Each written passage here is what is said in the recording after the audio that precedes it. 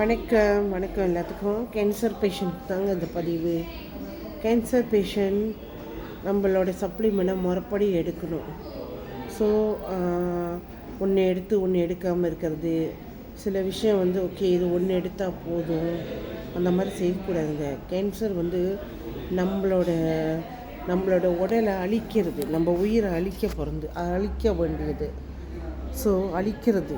So அதுக்கு நம்ம சரியான ஃபைட் பண்ணால் தான், நம்மளும் கரெக்டாக ஃபைட் பண்ணால் தான் நம்ம அதுலேருந்து மீண்டு வர முடியுங்க. யார் சொன்னால் முடியாதுன்னு? நானும் ஆரம்பத்தில் சொன்னேன், என்னால் இதிலேருந்து மீண்டு வர முடியாது, இது உயிர்கொல்லி, இது அழிக்கிறதுக்கு மருந்து இல்லைன்னு சொன்னேன். நானே இன்றைக்கி நல்லா இருக்கேன் பாருங்கள். இன்றைக்கி நான் சொல்கிறேன், இது அழிக்கிறதுக்கு மருந்து இருக்குது. நம்ம சப்ளிமெண்ட் அது என்ன செய்யுது, நம்மளுக்கு என்ன பண்ணுது, அதை நீங்கள் தெரிஞ்சுக்கணும். சிரோத்தோ சாப்பிட்றீங்க, அந்த சிரோத்தோ என்ன செய்யுது, அது என்ன போய் நம்ம உடம்புல செய்யுது, ஸ்பிரிலினா என்ன செய்யுது.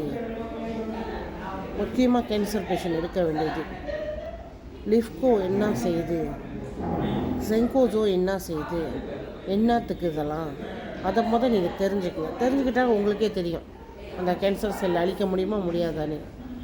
இதை நீங்கள் இதை தெரிஞ்சுக்குங்க.